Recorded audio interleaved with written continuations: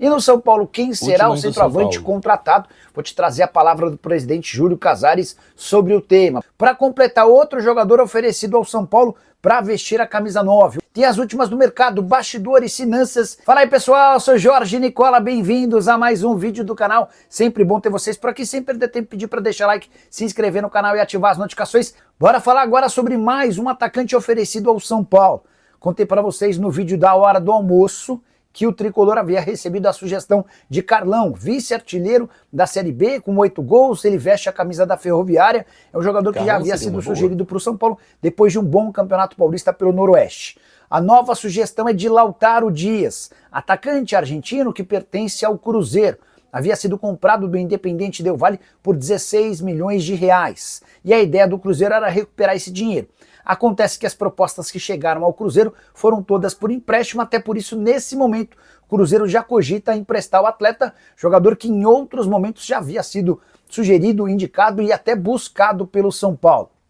Só para completar, em relação ao Lautaro, ele teve uma proposta oficial do Grêmio, a coisa não fechou na última hora por decisão do Cruzeiro. Proposta do Ceará foi descartada pelo atacante argentino, enquanto o Santos entrou em tratativas na semana passada. O Alexandre Matos gosta muito do Lautaro, mas a diretoria do Cruzeiro não quis fazer negócio. Fiquei com a impressão de que o veto ao Santos se deu por conta de Alexandre Matos como dirigente do Santos. Relação entre cruzeirenses e santistas não é tão boa por conta da presença do Matos. A saideira sobre o São Paulo, o tricolor espera ter Marcos Antônio e Lucas Moura no jogo de ida das quartas de final da Libertadores contra a LDU.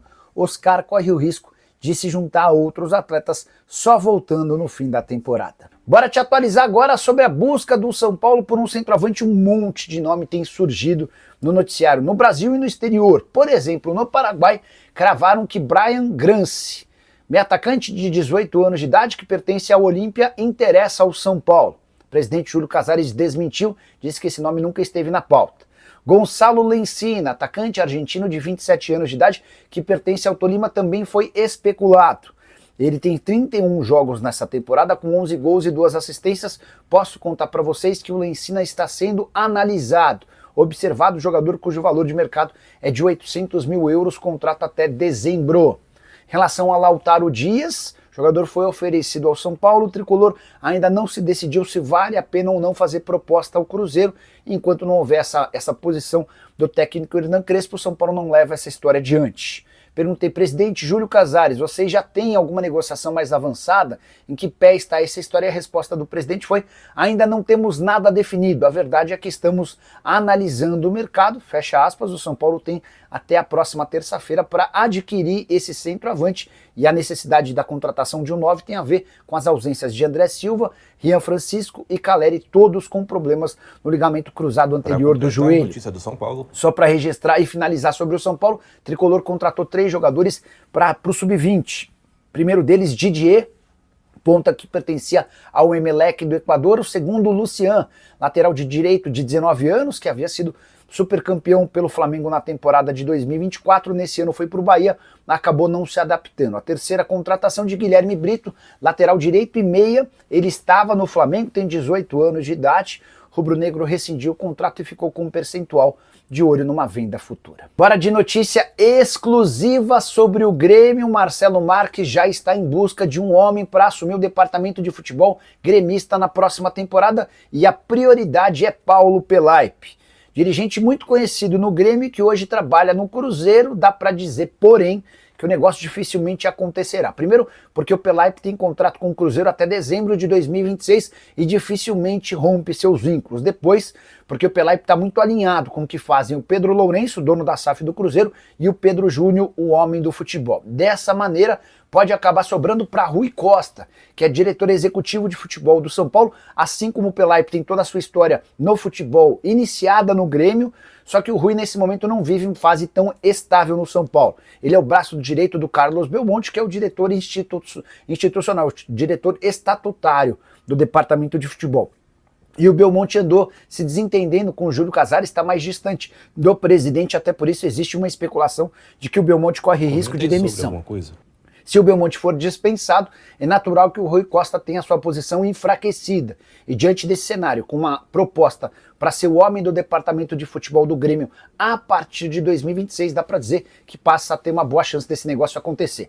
Só para lembrar, Marcelo Marques é o cara que comprou as dívidas do Grêmio em relação à Arena, foi ele quem bancou o estádio e o entregou para o Grêmio, e é também o cara que está tentando ajudar na contratação de um camisa 10 de peso. Quem vai ser o novo 9 do São Paulo?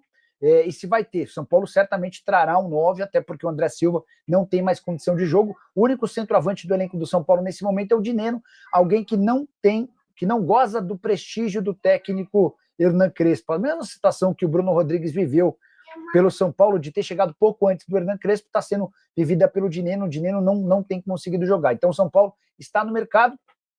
Dá para garantir que o Diego Costa, desempregado desde o ano passado, foi descartado. Dá para garantir que o Daverson, que já estourou o limite de jogos, também não vem. Mastriani da mesma maneira. São Paulo está buscando alternativas, sugestões, foi conversar, recebeu algumas sugestões nessa terça-feira, né? Uma delas do Lautaro Dias, atacante do Cruzeiro, que não é um centroavante de ofício. O Carlão, vice-artilheiro da Série B, também foi sugerido ao São Paulo. Quem sabe durante o programa a gente traz algum avanço para vocês, tá bom? O Valdinei Batista, será que o Cruzeiro vai emprestar o Lautaro Dias ao São Paulo? Boa noite. Valdinei, deixa eu explicar essa história. O Lautaro já viveu completamente na geladeira dentro do Cruzeiro, né? O Cruzeiro chegou a avisar que ele não seria utilizado. Por conta disso, ele chegou a negociar com o Grêmio, não houve acordo por causa do Cruzeiro. O Cruzeiro, na última hora, mudou as condições do negócio. Depois o Ceará demonstrou interesse. Com o Ceará o negócio não foi adiante, porque o Lautaro não quis se mudar para o Ceará. Tá? Na semana passada, o Alexandre Matos entrou na jogada tentando contratar o Lautaro. O Lautaro aceitou a ideia, mas o Cruzeiro não quis fazer negócio com o Santos. Existe uma suspeita de que a ideia não era reforçar um time que tem o Alexandre Matos como diretor executivo de futebol. Agora, a mais nova possibilidade é o São Paulo. E aí eu preciso explicar para vocês o contexto dessa negociação. Não é que o São Paulo procurou o Cruzeiro, ou não é que o São Paulo procurou o Lautaro. Representantes do Lautaro, que tem bom trânsito no São Paulo, procuraram o Tricolor para falar, vocês estão precisando de centroavante, né? Podemos sugerir, podemos conversar com o Cruzeiro para tentar chegar a um acordo?